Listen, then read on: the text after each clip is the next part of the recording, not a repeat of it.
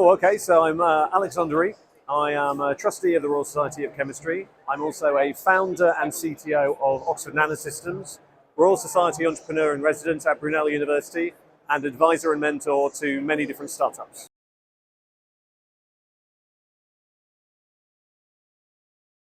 So it's great to be here at ChemUK. It's the biggest chemical industries event in the UK every year. I think this is my fourth or fifth year coming. I sort of try and get here every year. Lots of the time it's actually to meet potential suppliers and go around and see the other companies that are here. I meet a lot of people here that I only see once a year, which in some ways is a bit sad, but it's really nice to have this kind of really large scale event to be able to meet them. I think this is the biggest one it's been so far. I don't think I've ever seen so many people in the room before, so it's really good to see that. And it's great to see the RSC sponsoring and actually having such a big role in bringing together panels like the one that we were just on, talking about the big education debate on sort of what we need to do to improve education over time. And also just sort of seeing all of the different startups that the RSC has helped through the Changemakers program and bringing them here, doing poster competitions and actually sort of meeting a lot of them. There's a few here that I actually do advise already, so it's really nice to be able to see how their journey has gone from being sort of really early stage startup all the way to now sort of commercializing and working with things. So yeah, it's an absolutely fantastic event to be here at.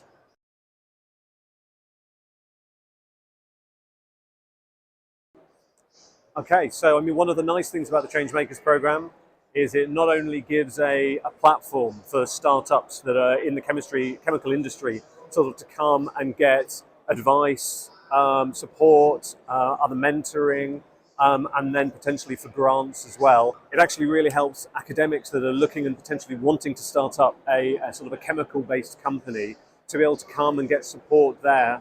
And through the emerging technologies competition that Changemakers put on, then actually potentially get winning a competition and getting sort of global marketing for the idea to then actually be able to start up the company and run it from there, sort of to bring together both the industry, the academia, which is what the RSC is here for, to be able to actually bring them together in a way that can help bring ideas forward and then support new developments in the sector.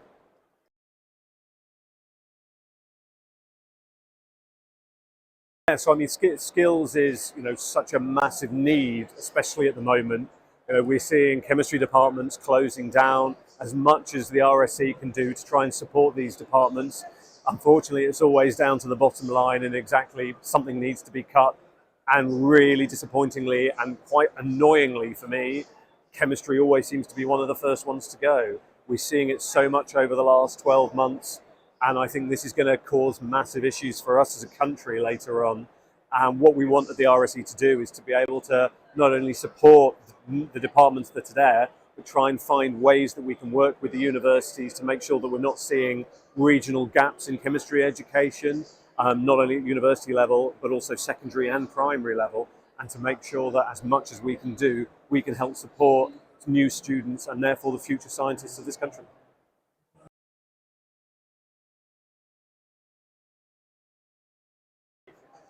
So I joined the RSC on my first day of my undergraduate course back in 2004. And it was one of these things that at that point I didn't know too much about the RSC.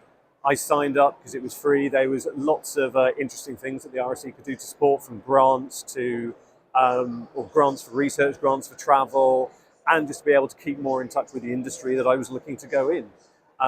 And from there, I then really utilised the RSC during my PhD by using the RSC library to actually get journals that at the time I moved more into a slight materials sector, and the university that I was at actually didn't have a chemistry department. So I found it very difficult to actually get chemistry journals. And at that point in time, the RSC library was really good, as we didn't have the online system that we have nowadays, to be able to send journals for me so I'd actually continue with my PhD. After that, I set up Oxford Nanosystems, my company, and I found the Enterprise Plus scheme that it was at the time, that then has morphed into Changemakers over the years. And through that, we managed to get grants to have 3-month internships, year-long undergraduate placement schemes as well. And so that really, really helped the company. At that point, we didn't have much funding. There were 3 of us desperately trying to get our idea working. and to be able to bring in one extra person for both 3 months and for an entire year to help support development was massive. And after that, I really wanted to help and support and give back to the RSC. So I joined the Professional Standards Board, worked with the board there through multiple things, helping membership audits and chairing the most recent accreditation review that was back a few years ago.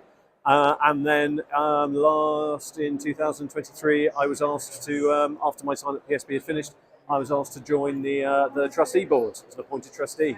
And I get a much larger, much more strategic view of everything that's going on in both the RSC, but then also in general the landscape around the UK for chemistry. And I'm doing whatever I can through supporting chemistry departments, through potential closures, like I was at in Reading last year, helping, talking to the staff there, to working on working through sort of the next stage, what the RSC is going to be, the education debate that we've had now as well, as much as I can to really give as much back as I can.